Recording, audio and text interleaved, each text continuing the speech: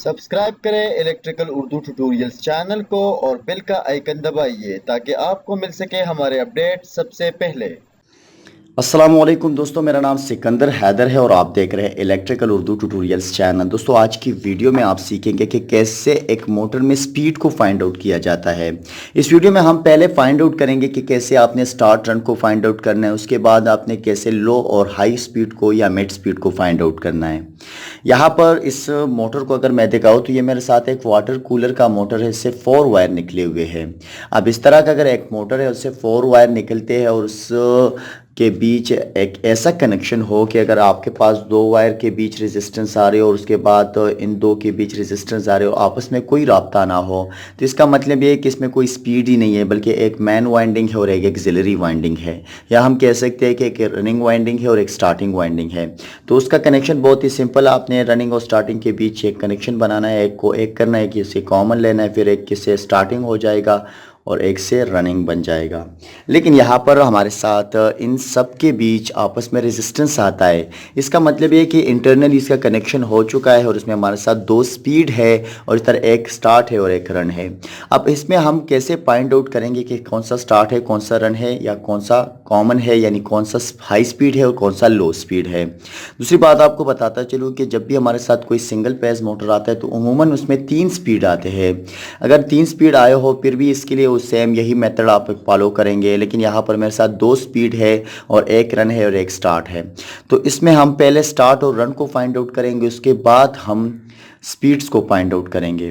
अब यहाँ पर मैंने इस वायर को थोड़ा नाम दे देता हूँ। यहाँ पर इस जो टेप इस पे लगा हुआ है इसको मैं ए नाम देता हूँ, जो बांधा हुआ है इसको मैं बी नाम दे देता हूँ। इस तरह ये जो मेरे साथ ऑरेंज कलर का वायर है इसको मैं सी वायर नाम दे देता हूँ। इस तरह इसको मैं डी वायर नाम दे देता हूँ।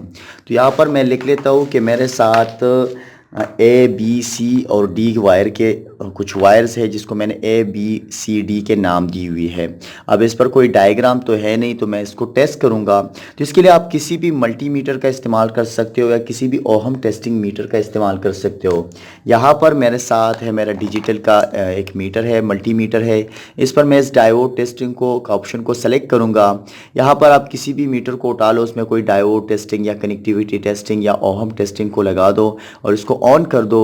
अब उसके बाद हम करेंगे क्या, थोड़ा इसको मैं खोल देता हूँ ताकि कैमरे में अच्छी तरह से आ सके। ठीक है। अब सबसे पहले आपने वायर्स को टेस्ट करना है कि भाई कौन से वायर में ज़्यादा रेजिस्टेंस हो गया। जिन दोनों के बीच रेजिस्टेंस सबसे ज़्यादा होगा वो हमारे स्टार्ट और रन होंगे। तो पहले हमने स्टार्ट और रन को फाइंड आउट करना है। तो मैं ए वायर को पकड़ लेता हूँ और बी के साथ टेस्ट करता हूँ। तो ये तकरीबन 81 ओहम आ रहे हैं। ठीक है। इस तरह मैं ए वायर को सी के साथ टेस्ट करता हूँ तो मेरे 40 ओहम आ रहे हैं। इसी तरह ए वायर को फिर मैं डी के साथ टेस्ट करूँगा तो मेरे साथ 50 ओहम आ रहे हैं। अब ए का काम ख़त्म हो गया, ए और बी के बीच रेजिस्टेंस सबसे ज़्यादा है। अब बी वायर को मैं ऑलरेडी ए के साथ टेस्ट कर चुका हूँ तो मैं सी के साथ टेस्ट करूँगा तो 40 ओहम आ रहा है। इस तरह अगर मैं डी के साथ टेस्ट करूँ तो ये तकरीबन 29 ओहम आ रहा है। तो मेरे साथ यहाँ पर कोई भी ज़्यादा रेजिस्टेंस नहीं है, सिर्फ ए और बी में ज़्यादा रेजिस्टेंस थे। अब मैंने इस वायर को दोनों के साथ तो टेस्ट कर लिया है। अब मैं इनके साथ टेस्ट करूँगा तो ये मेरे साथ 11 ओहम आ रहा है। अब ये वायर मेरे साथ के साथ टेस्ट हो चुका है, इसके साथ भी टेस्ट हो गया तो मेरे साथ सबसे ज़्यादा रेजिस्टेंस जो है वो ए और बी में है। अब मैं यहाँ पर लिख लेता हूँ कि ए और बी में मेरे साथ सबसे ज़्यादा रेजिस्टेंस है।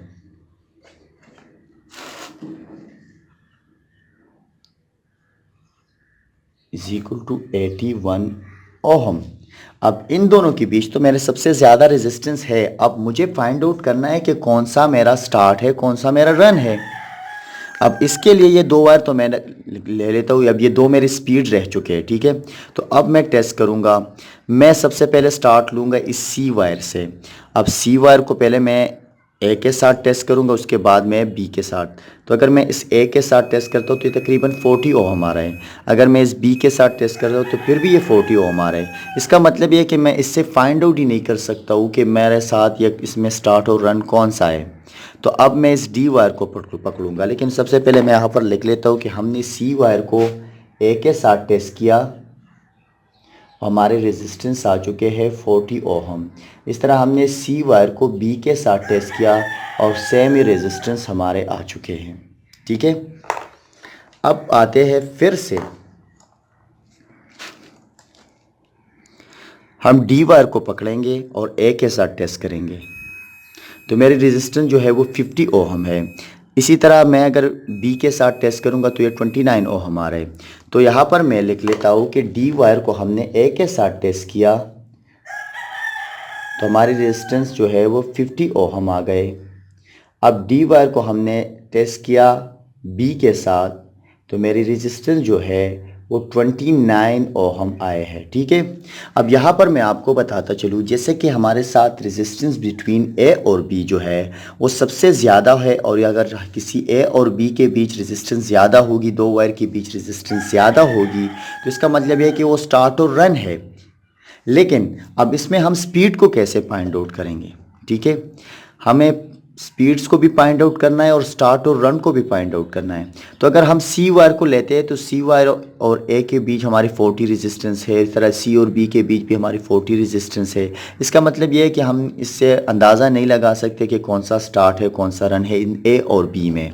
लेकिन अगर हम डी वायर को लेते हैं तो डी और ए के बीच रेजिस्टेंस 50 ओहम है और डी और बी के बीच रेजिस्टेंस जो है वो 29 ओहम है। इसका मतलब ये है कि जब हमारे साथ कॉमन के साथ स्टार्टिंग की रेजिस्टेंस सबसे ज़्यादा आती है, जैसे कि पहले मैं ऑलरेडी एक्सप्लेन कर चुका हूँ, तो हमारा ये मैं लिख लेता हूँ कि भाई हमारा ए वायर जो है डी के साथ इसकी रेजिस्टेंस ज़्यादा है, तो ए वायर हमारा हो गया स्टार्टिंग, क्योंकि डी और ए के बीच रेजिस्टेंस सबसे ज़्यादा है और कॉमन और रन स्टार्टिंग के बीच रेजिस्टेंस सबसे फिर ज़्यादा होती है। यानी कॉमन और रनिंग के बीच जो जितनी भी रेजिस्टेंस हो, कॉमन और स्टार्टिंग के बीच रेजिस्टेंस ज़्यादा होगी, यानी रनिंग से ज़्यादा होगी। तो यहाँ पर ये मेरा ए जो है वो हो गया स्टार्टिंग। अब यहाँ पर उसके बाद मेरा जो बी है वो हो गया मेरा रनिंग। ठीक है, अब बी मेरा रनिंग हो गया। अब सी जो है, अब सी और ए, अब ये मेरा स्टार्टिंग है। ठीक है, तो मैं इन दोनों को पकड़ूंगा, इन दोनों को नहीं पकड़ूंगा। तो सी और ए के बीच मेरी रेजिस्टेंस 40 ओहम है। तो अब इसकी रेजिस्टेंस कम है, इसलिए इसका मुझे पता चल गया कि ये मेरा हाई स्पीड है, और इसकी रेजिस्टेंस ज़्यादा है तो ये मेरी लो स्पीड हो गई। अब मैं लिख लेता हूँ कि सी जो है वो मेरा हाई स्पीड है और जो डी है वो मेरा लो स्पीड है। अब अगर इसमें मीडियम स्पीड होता तब भी आपके पास कुछ 40 के बाद यहाँ पर आपको कुछ रीडिंग मिलती, 45 मिलती। अगर एक और वायर होता तो 45 या 46 मिलती। इस तरह इन दोनों के बीच आपको रेजिस्टेंस मिल जाती। लेकिन यहाँ पर सिर्फ मेरे साथ दो स्पीड है, तो एक हाई है और एक लो है। अब मुझे पता चल गया है कि ये तो हो गया। अब मुझे कनेक्शन कैसे करना है, थोड़ा मैं आपको यहाँ पर डायग्राम के ज़रिए समझा दूँ। मेरे पास है, थोड़ा इस वाइट बोर्ड को सामने लाओ, मेरे पास है 4 वायर्स, एक हो गया ए, एक हो गया बी, एक हो गया सी और एक हो गया डी। ठीक है, अब अगर मैं चाहूँ तो यहाँ पर एक 2-वे स्विच का इस्तेमाल कर सकता हूँ। ठीक है, अब 2-वे स्विच को मैं स्पीड्स के लिए इस्तेमाल करूँगा। ठीक है, अब मेरा मोटर का कनेक्शन है तो मैं कैपेसिटर कहाँ पर लगाऊंगा। ठीक है, यहाँ पर मैं एक कैपेसिटर बना लेता हूँ। ठीक है, और कैपेसिटर का सिंबल दे देता हूँ। ठीक है, अब मुझे कनेक्शन कुछ इस तरह से करना होगा। अगर मैं ए जो है मेरा स्टार्टिंग है, ठीक है, तो मैं ए को यहाँ कनेक्ट कर दूंगा। अब बी जो है वो मेरा रनिंग है तो मैं इसको यहाँ पर कनेक्ट कर दूंगा। अब ये दोनों मेरे स्पीड्स हैं तो मैं एक 2-वे स्विच के साथ इस तरह, एक इस तरह कनेक्ट कर दूंगा। ठीक है, अब यहाँ पर मैं इनपुट सप्लाई, अगर मैं यहाँ पर लाइन देता हूँ और यहाँ पर न्यूट्रल देता हूँ तो ये मेरा, जब मैं इसको ऑन करूँगा तो अगर इस साइड पे रखूँगा तो सी मेरा हाई स्पीड है, मेरा मोटर हाई स्पीड पे चलेगा। अगर मैं इसको इस साइड पे रखूँगा तो ये मेरा लो स्पीड पे आ जाएगा, तो मेरा मोटर लो स्पीड पे चलेगा। इस तरह एक कैपेसिटर कनेक्शन आपने करना होगा। जी जनाब, तो अब मैंने यहाँ पर कैपेसिटर लगा दिया है। यहाँ पर ये मेरा स्टार्टिंग है तो मैंने से इसके साथ कैपेसिटर लगा दिया है। अब रनिंग वायर कैपेसिटर के साथ भी लगना है, जैसे कि मैंने यहाँ पर आप लोगों के साथ शो किया हुआ है। यहाँ पर स्टार्टिंग है तो यहाँ पर कैपेसिटर डायरेक्ट कनेक्ट होगा, रनिंग के साथ कैपेसिटर भी कनेक्ट होगा, सप्लाई भी आएगी। और तो ये दो तो मेरे साथ स्पीड्स हो गए हैं, ठीक है। तो यहाँ पर मैंने आप देख सकते हैं कि ये कैपेसिटर के लिए गया हुआ है, तो ये स्टार्टिंग हो गया। ये मेरे साथ रनिंग है, लेकिन यहाँ पर मैं सप्लाई भी प्रोवाइड करूँगा। और ये मेरे दो स्पीड्स हो गए, ठीक है। तो अब मैं स्विच नहीं लगाने वाला हूँ, डायरेक्टली आपके साथ टेस्ट करूँगा। लेकिन उसके लिए मैं ये सीरीज़ लैम्प का इस्तेमाल कर रहा हूँ, सीरीज़ बोर्ड का, क्योंकि अगर मैं डायरेक्टली इसको टेस्ट करूँ तो आपको स्पीड का अंदाज़ा नहीं होगा। तो मैं इसको दे देता हूँ। अब ये जो है मेरे साथ जो सी वायर है वो मेरा हाई स्पीड है, मैं हाई स्पीड के साथ टेस्ट करता हूँ।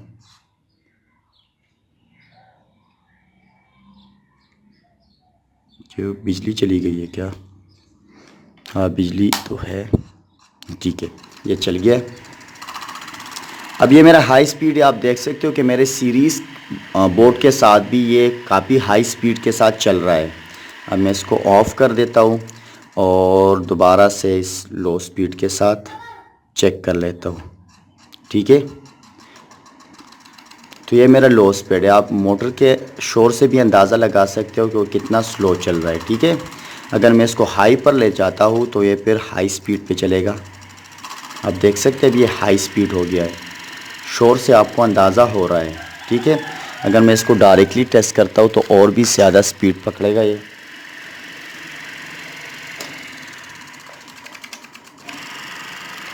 ये हो गया हाई स्पीड, ये हो गया मेरा लो स्पीड, ठीक है। तो इस तरह आपने ये कनेक्शन करना है, फिर आगे जाके आप किसके लिए भी एक 2 वे स्विच का इस्तेमाल कीजिए, उसके से आप इसको कंट्रोल कर सकते हो। इसी के साथ ही आज की वीडियो ट्यूटोरियल ख़त्म होती है। मज़ीद ट्यूटोरियल के लिए आप हमारे यूट्यूब चैनल को ज़रूर सब्सक्राइब कीजिए। हमें अपने दुआ में याद रखिए, जो हमारी वीडियो को लाइक और शेयर ज़रूर कीजिए। अल्लाह हाफ़िज़।